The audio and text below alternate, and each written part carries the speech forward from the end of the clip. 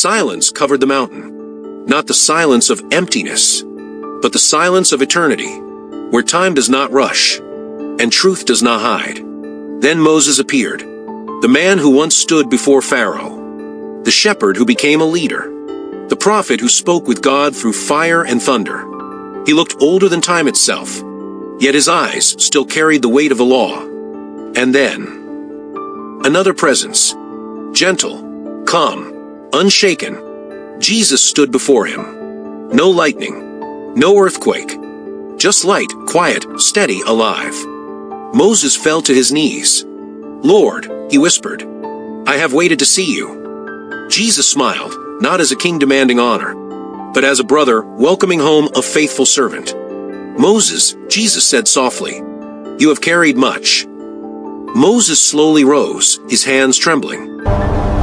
"I have brought them to the edge, Lord, but I am tired, so very tired. Was it enough? After all these years, did I lead them astray? Have I misunderstood your will, my God?" Jesus stepped closer. "The law was never the end," he said. "It was the beginning." Moses looked up sharply. "I stood on Sinai," Moses said. "I saw fire consume the mountain. I heard God speak with authority. The law was holy, perfect. Why then? Did it not change the human heart?" Jesus looked into the distance, as if seeing every generation at once.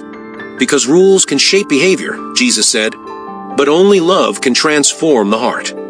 Moses clenched his staff. "I demanded obedience," he admitted. "I broke the tablets in anger. I punished disobedience. I feared chaos." Jesus nodded. "And you were faithful," he said.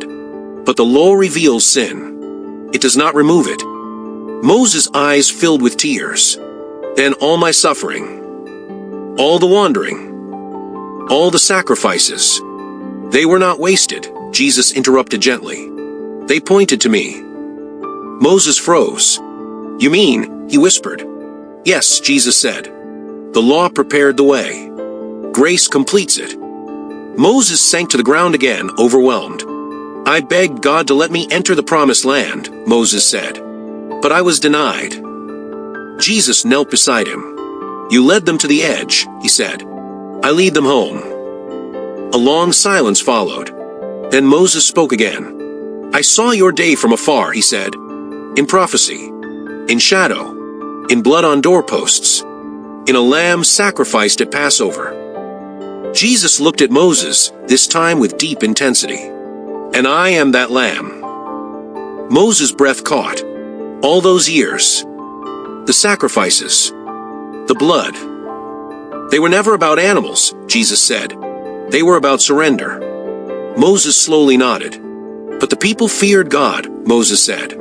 "They trembled at his voice. They begged me to speak for him instead." Jesus sighed. "They still do," he said. "They hide behind religion, because intimacy requires vulnerability." Moses looked confused. "I gave them commandments," he said. "What do you give them?" Jesus answered without hesitation. "Myself." Moses felt the weight of that word. "Will they accept you?" he asked. Jesus was silent. Then he said quietly, "Some will. Many won't." Moses' face darkened. "They will reject you, as they rejected the prophets." "Yes," Jesus said. "They will accuse me, mock me, condemn me." Moses stood abruptly. "Then I will stand with you," he declared. "I will speak for you as I spoke for God." Jesus placed a hand on Moses' shoulder. "You already did," he said. "Every word you wrote testified about me." Moses' expression softened. "But tell me," Moses said, "why choose suffering?" Jesus looked at the scars on his hands. Not yet visible in time, but already written in eternity. "Because love does not force," Jesus said. "It chooses to endure." Moses whispered, "I struck the rock, and water flowed." Jesus replied, "I will be struck, and life will flow." Moses understood. Tears streamed down his face. "All this time," he said, "I thought the people needed stronger laws." Jesus gently lifted Moses' chin. They needed a savior, A wind passed through the mountain. Not violent, not loud, but alive. Moses took a deep breath. Then my journey is complete, he said. I can rest. Jesus smiled again.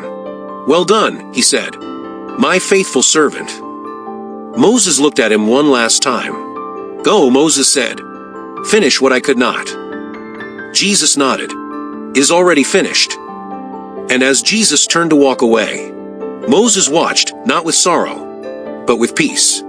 Because the law had met grace. The shadow had met the light. And the promise had finally found its fulfillment.